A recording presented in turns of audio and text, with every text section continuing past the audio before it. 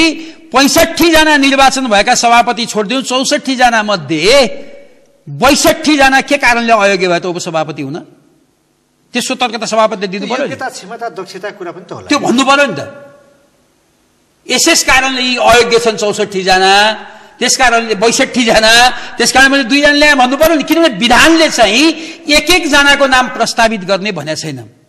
यस्ता कुराहरूमा म तपाईलाई के भन्छु भने कानुनको स्पिरिट के हुन्छ भने गर्न पर्ने त्यो यस्तो कुराहरू स्पेसिफिक रूपमा भन्याउँछ। उम्मेदवार को हुने, कतिजना हुने, कुन योग्यताको हुने भन्ने कुरा त उ गर्नु पर्यो नि।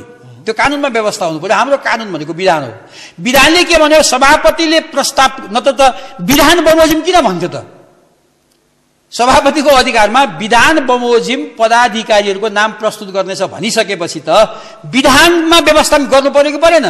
विधानमा व्यवस्था नभए हुनाले त्यो चाहिँ नियमावलीमा अव्यवस्था गरेर, ठिक छ, नियमावलीले सभापतिले एक जनाको नाम प्रस्ताव गर्नेछ भन्यो भने एक जना पाइयो।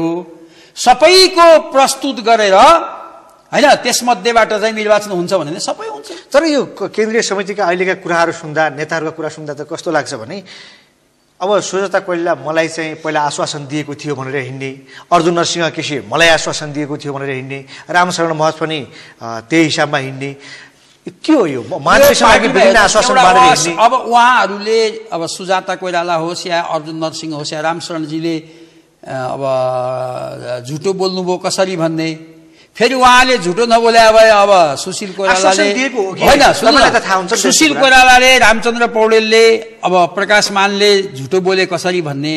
तर यो चाहिँ इमानदारी प्रयास भएन। यति जाओ सानो पार्टीको निर्वाचनमा पनि पार्टी कसैलाई महामन्त्री बनाइदिन्छु भन्ने, त्यो पञ्चायती पारा भएन र? कसैलाई महामन्त्री बनाइदिन्छु मलाई भोट हाल भन्ने, कसैलाई उपसभापति बनाइदिन्छु मलाई भोट हाल भन्ने, त्यो त राम्रो भएन नि। एउटा पक्ष त्यो भन्नु हुँदैन, एउटा पक्ष त्यो भन्नु हुँदैन थियो। दोस्रो पक्ष के भने अब स्पष्ट रूपमा फेरि पनि देउबा पक्ष र कोइराला पक्ष यो कांग्रेस केन्द्रीय समितिमा देखिएको छ। हामीले महाधिवेशनलाई एकताको महाधिवेशनको रूपमा प्रचार गर्यौं, तपाईहरुले त्यही भन्नुभयो, तर के त्यस्तै लक्षण देखिएको छ? अब यो पत्रकारको आँखा धेरै तीखो हुन्छ हैन? अब तपाईहरुको आँखा अलि कमजोर भएर कसरी एकताको महाधिवेशन भएर जब चुनावमा नोमिनेसन फाइल गर्न जाँदा सुन्नु न, महाधिवेशन ब्यानरमा लेख्नु भएको त्यो कार्यकर्तालाई झुक्क्याको तपाईहरुले झुक्क्याउनु भयो? हैन, जसले लेखे त्यो झुक्क्या। किनभने सुन्नु न, तपाई पनि कांग्रेसकै केन्द्रीय सुन्नुस् न, म त प्यानलमा नपरेको मान्छे, प्यानल गर्नुहुन्न भन्ने मान्छे यसरी असन्तुष्टि पुग्न पाइन्छ हैन? सुन्नु, त्यसैले यो गल्ती के भयो भने तपाईले देख्नुभयो न, सुशील कोइरालाको प्यानललाई विजय गराउनु भन्ने ब्यानर देख्नु भएको थियो नि, त्यही हो त एकता। शेरबाजीको नि प्यानल त थियो नि, त्यही हो त एकता। चुनाव लड्दा प्यानल बनाएर जित्ने, हाम्रो प्यानललाई जिताऊ भन्ने, अर्को प्यानललाई हराऊ भन्ने, अनि एकता हुन्छ? त्यसकारणले यो एकताको महाधिवेशन गर्न खोजिया हो। हामीले त्यो प्रयास गर्यौं, तपाईले त्यो गरेमा तेस्रो गुटका रूपमा हुनुहुन्थ्यो हैन? हामीले त्यो गर्यौं, तर यो अधिवेशन एकताको भएन। यसले बढ्ता मात्रामा अझ विभाजनलाई पुष्टि गर्यो। अब अहिले भन्नुस् तपाईको ल भइगयो, निर्वाचन जेसुकै होस् भइसकेपछि त कार्य समितिमा चाहिँ हामी एमाले र माओवादीसँग सहमति गर्ने रे, कांग्रेस भित्र हाम्रो उपसभापति एमालेको त हुँदैन थियो होला नि त, माओवादीको त हुँदैन थियो होला नि त। ती भित्र सल्लाह गरेर अलि सिनियर मान्छेहरू बसेर सल्लाह गरेर सहमतिमा एउटा मान्छेलाई बनाएको भए के बिग्रन्थ्यो होला? त्यो बिग्रदैन थियो। भन्दा आफ्नो मान्छे खोजेपछि एकता हुँदैन, गुटबन्दी हुन्छ।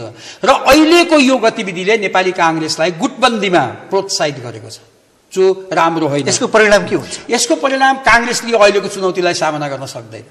कार्यकर्तामा डिसस्याटिस्फ्याक्सन हुन्छ, निरुत्साह हुन्छ, डिमोरलाइज हुन्छन्, पार्टीमा झगडा पनि के हुन्छ? अहिले हिजोकै अब तपाईहरुलाई न्यूज नदिनुस् भन्न पनि नहुने, त्यहाँ भएको सबै बाहिर छताछुल्ला पार्दिनु भयो। अब कार्यकर्तालाई त के हुन्छ, फेरि झगडा गरे भन्ने हुन्छ। त त्यो कसरी झगडा हुँदैन भन्ने कुरामा नेतृत्वले जहिले पनि सतर्क हुनुपर्छ। यहाँ जितेर जितिँदैन नि त कार्य। अब हेर्नुस्, 37% भोट ल्याएको कांग्रेस पहिलो चुनावमा, दोस्रोमा 29 ल्याएको, अहिले आएर 21% भोट ल्याएको छ। यसरी तल झर्दै गएको कांग्रेसलाई यस्तो झगडाले त राम्रो बनाउँदैन नि। त त्यसैले एउटा नेतृत्वमा बस्ने मान्छेहरूले मेरो गुटको विजय गराउँछु, मेरो मान्छेलाई बनाउँछु भन्दा कांग्रेसलाई विजय गराउँछु, मेरो मान्छे होइन, कांग्रेसलाई उपसभापति बनाउनु पर्यो, कांग्रेसलाई महामन्त्री बनाउनु पर्यो, अहिले भएका मान्छे अयोग्य छन् मैले भने होइन, तर सहमति त बनाउनु पर्यो नि, छलफल त गर्नु पर्यो नि। सबैले यस्तै भन्ने, तपाईँ जस्तो काङ्ग्रेसको पुरानो मान्छे, वरिष्ठ मान्छे, थाहा पाएको मान्छे, सबै यो इतिवृत्तान्त बुझेको मान्छेले पनि यस्तो हुनुपर्छ भन्नुहुन्छ, तपाईँहरू गर्नुहोस् न। हामीले गर्न खोजे तर अहिले सकिएन, अब अर्को अधिवेशनसम्म गरौँला, अहिले सकिएन, यो एकतै गर्न खोजेको। अब सुन्नुहोस् के भने संस्थापन पक्ष र प्रजातान्त्रिक काङ्ग्रेस भनेर हामी गइरह्यौँ भने यो चुनौतीलाई सामना गर्न सक्दैनौँ, यसको लागि हामी मिल्नै पर्छ भनेर एकता भयो। तर दुर्भाग्यवश के भयो भने निर्वाचनको बेलामा फेरि गुटबन्दी भयो र त्यो गुटबन्दीलाई अहिले यो पदाधिकारी समितिमा छताछुल्ल भयो। यसलाई समाप्त गर्नुपर्छ, त हाम्रो अभियान हो।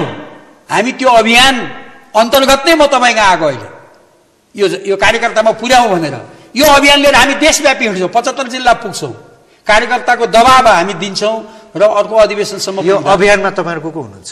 होइन, धेरै साथीहरू छन् अहिले यो पार्टीमा। मेजर त अब हाम्रो केबीजी हुनुहुन्छ, मसुद विनयजी हुनुहुन्छ, सुनिलजी हुनुहुन्छ, लक्ष्मणजी हुनुहुन्छ, हाम्रो धेरै साथीहरू छन्, श्यामलालजी हुनुहुन्छ, थुप्रै हाम्रो साथीहरू। अब यहाँनिर तपाईँले भनिहाल्नुभयो अहिलेका चुनौतीहरू समाप्त गर्न गाह्रो छ। अब काङ्ग्रेसभित्र स्पष्ट दुई धार फेरि देखिएको छ, तपाईँहरू पनि हुनुहुन्छ त्यहाँ। अब सरकार गठनको मुद्दा यस्तै छ। अब यो के हो त गन्जागोलको यो अवस्था, यो राजनीति कतातिर जान्ला हो? मुख्यतया के भन्नु होला भने राजनीति कता होइन, काङ्ग्रेसले आफूलाई कार्यकर्ता जनता समक्ष स्पष्टै पारेन। काङ्ग्रेसको प्राथमिकता के हो, काङ्ग्रेसको अडान केमा हो? काङ्ग्रेसको अडान प्रधानमन्त्रीमा हो कि काङ्ग्रेसको अडान राजनीतिक मुद्दामा हो? जस्तो काङ्ग्रेसले, जस्तो भनौँ हामी बहुलवादमा आधारित बहुदलीय व्यवस्था छोड्दैनौँ, माओवादीलाई सोध्नु पर्यो मान्छौ कि मान्दैनौ भनेर। हामी विस्थापितलाई घर नफर्काउने हो भने, कब्जा गरेको सम्पत्ति फिर्ता नगर्ने हो भने, वाइसिएल र काङ्ग्रेसका यस्ता कुरा त बार्गेनिङका कुरा मात्रै रूपमा देखियो। सुन्नुहोस्, त्यही गल्ती के हो भने हाम्रो वार्तामा जाने नेताहरूले जुन कुरा प्रमुख थियो त्यसलाई रणनीतिको रूपमा लिए र प्रधानमन्त्रीको पदलाई दाउमा राखे। हो त्यो गल्ती हो। अहिले काङ्ग्रेसको मात्र होइन, माओवादी, एमाले, काङ्ग्रेस तीनटै पार्टीको प्राथमिकता सत्ता र प्रधानमन्त्री हो। संविधान होइन। त्यसो हो भने तपाईँहरू नेपाली जनताको शान्तिप्रतिको चाहना, नेपाली जनताको संविधानप्रतिको चाहनाप्रति तपाईँहरू विमुख हुनुहुन्छ भने तपाईँहरू तीनै पार्टीलाई एउटै टोकरीमा हालेर किन नफाल्ने? सके फाल्ने, यो रणनीति हो। यो संविधान र शान्ति प्रक्रिया सत्तामा जाने भर्याङ हो। यदि त्यसो होइन भने तीनटा पार्टीले सरकार जसुकैको बनोस्, ल संविधान बनाएर बस्न सकिन्न, सरकार जेसुकै होस्, ल शान्ति प्रक्रिया भन्या के हो? शान्ति प्रक्रिया भन्या के हो? शान्ति प्रक्रिया चाहिँ माओवादीको शान्ति प्रक्रिया एउटा छ, एमालेको एउटा छ, काङ्ग्रेसको एउटा छ। काङ्ग्रेसको शान्ति प्रक्रिया भने विस्थापितलाई घर फर्काउने, कब्जा गरेको सम्पत्ति फिर्ता गर्ने, वाइसिएल विघटन गर्ने। माओवादीको त्यो त छैन। तपाईहरू तीन ध्रुवमा हिँडिरहनु भएको छ। तीन ध्रुवमा हिँडेर तपाईँहरू चाहिँ शान्तिको मिलनबन्दी फेला पार्नुहुन्न। यसकारण तपाईँहरू तीनैजनालाई एउटै टोकरीमा फाल्ने र फेरि यो देशमा एउटा अर्को कालरात्रि भनौँ, अर्को एउटा राजनीतिमा के हुन्छ भने राजनीतिमा यस्ता कुराहरू सक्नेले गर्ने हो। नेपालमा यो तीनटा राजनीतिको पार्टीको विकल्प अर्को पार्टी छैन। त्यसैले सुन्नुहोस्, त्यही भएर फेरि तपाईँहरू एकजुट भएर त्यसलाई बेकुफ भन्नु होइन नि। त्यो त त्यसैले सुन्नुहोस्, जनता त सर्वेसर्वा हो नि। तर सत्य कुरा मैले भने हो कि होइन? तपाईँले कुनै एउटा मिटिङमा संविधान बनाउने बारेमा बहस भएको सुन्नु भएको छ? तपाईँले प्रसारित गर्नुभएको छ? कुनै एउटा मिटिङमा काङ्ग्रेस र एमाले र माओवादीका शीर्षस्थ नेताहरूले शान्ति प्रक्रियालाई यसरी पूरा गर्ने भएर छलफल, गम्भीरतापूर्वक छलफल गरे भने सुन्नु भएको छ? तपाईँले प्रसारित गरेको कुरा यदि झुटो होइन भने, झुटो हो भने मलाई थाहा छैन, मैले उहाँहरूसँग भेटा छैन। तपाईँले झुटो समाचार, यही सागरमाथा टेलिभिजनले पनि झुटो समाचार प्रकाशित गरे होइन भने अब 6 महिना बाँकी छ, 2 महिना प्रधानमन्त्री बाँडेर खाम किन बनायो त? के हुन्छ 2 महिनामा? त्यही कुरो त हामी भन्दैछौँ नि, हो किन? अब तपाईँले प्रसारित गरेर 2 महिना प्रधानमन्त्री बाँडेर खाम भन्ने पार्टीका नेताहरूले यो देशमा संविधान ल्याउँछन्? यो देशमा शान्ति प्रक्रिया निष्कर्षमा पुर्याउँछन्? के हुन्छ त अब? हो, त्यसैले यो कुरा पहिला जनतालाई बुझाउनु पर्यो, कार्यकर्तालाई बुझाउनु पर्यो। अहिले मेरो प्रयास, मेरो अभियान भनेको सत्य कुरा कार्यकर्तामा पुर्याइदिने हो, जनतामा पुर्याइदिने हो। र वास्तवमा अहिले हाम्रो पार्टीका नेताहरू गम्भीर छैनन्। आफ्नो परिभाषा गरेर त भने अहिले नेपाली जनतालाई एउटा संविधान चाहिएको छ, तर माओवादीलाई के भने आफूले भने जस्तो संविधान भयो भने मान्ने र नभए नमान्ने। एमालेको त्यही छ। अब हामी पनि त्योभन्दा बाहिर जान सक्दैनौँ। ठिक छ, यो सबै समस्या भयो। अब मलाई निष्कर्षमा के बताइदिनु, समय पनि हामीसँग थोरै छ भने अब गर्नुपर्ने के? अब गर्नुपर्ने के हो भनेदेखि 1 महिनाभित्र संविधानको निर्माण गर्नुपर्छ। संविधानको निर्माण भने के भने विश्वमा माने जस्तो भोलि चुनाव जितेर 2/3 ल्यायो भने संविधान त आफूले भइहाल्यो। अहिले चाहिँ राष्ट्रिय जस्तो जनताले चुनेका प्रतिनिधिहरूमा कोबाट बहुमत ल्याउने मतलब संसदको नेता प्रधानमन्त्री हुने, त्यस्तै राष्ट्रपति संवैधानिक हुने हैन, अरु स्वतन्त्र न्यायपालिका मौलिक आयोगको आदि व्यवस्था गरिसकेपछि असहमति भएका कुराहरू पछि आउने निर्वाचन पछि आउने प्रतिनिधि सभा र अनि सरकारले गर्ने भनेर लेखिदिएर अब सरकारको नेतृत्व यो 3टा पार्टीले गर्ने होइन। सरकारको नेतृत्व चाहिँ निष्पक्ष व्यक्तिहरू, निष्पक्ष भन्नाले 3टै पार्टी सबै पार्टीले जस्तो एउटा प्रधान न्यायाधीशको अध्यक्षतामा हुन्छ त्यसलाई गरेर त्यसले 6 महिना चुनाव गराइदिने अनि त्यसपछि जसो सरकार भन्छ। कांग्रेसले आफ्नो नेतृत्वमा हुनुपर्छ भन्दैछ, तपाईँ कांग्रेसको नेता, कांग्रेसले गर्नुहुन्न भन्नुहुन्छ। होइन कारबाही सुन्नुहोस्, मलाई कारबाही गरेर देश निकाल्दा त हुँदैन होला नि त। नेपालमा त बस्न पाइन्छ। सत्य कुरा भन्दा कारबाही सत्य कुरा हो कि होइन? अब 2 महिना प्रधानमन्त्री बाँडेर संविधान बन्छ र अनि निकास पाउँछ।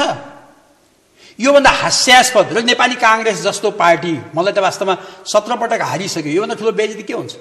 पार्टीको लागि अपमान हो नि यो। हामीले सोध्नु पर्थ्यो, हिजो जनआन्दोलनको नेतृत्व बीपीले के अरे गिरिजावाले गर्नुभयो, संविधान सभाको नेतृत्व गिरिजावाले गर्नुभयो, अहिले कांग्रेसको नेतृत्वमा सरकार नहुने किन मान्दैन? अरे एमाले र माओवादी सोध्नु पर्यो, मान्दैनमा तिमीहरू आफ्नो बाटो जाऊ, हामी आफ्नो बाटो जान्छौँ। ठिक छ, मलाई अब अन्तिम प्रश्न मेरो। अब ठिक छ, 3टा पार्टीले राम्रो काम गर्न सकेनन्, उनीहरूले नेतृत्व गर्नुहुन्न, नेतृत्व कसले गर्नुपर्छ? उनीहरूले गर्नुहुन्न भने यो 3टा पार्टीहरूले यसरी भुलभुलैयामा नेपाली जनतालाई राख्नु हुँदैन। भुलभुलैया हो नि त। 3टा पार्टीहरूले सरकारलाई प्राथमिकतामा छोडेर, सरकारको प्राथमिकता छोडेर प्रजातान्त्रिक लोकतान्त्रिक संविधान निर्माण गर्ने कुरामा सहमति हुनु पर्यो। अहिले के छ? प्रधानमन्त्री पनि काम चलाउ सरकारलाई निरन्तरता दिने, 1 महिना संविधान बनाउने सकिहाल्छ नि।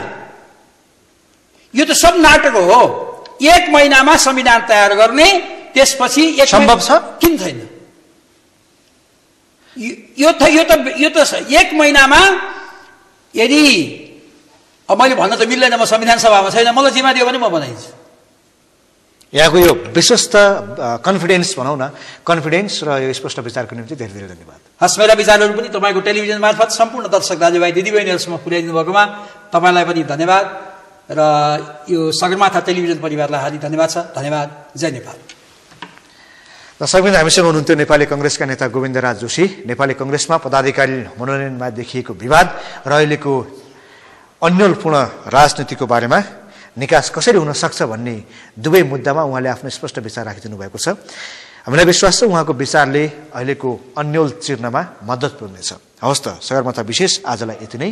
हामी भोलि फेरि विशेषका साथ उपस्थित हुन्छौँ।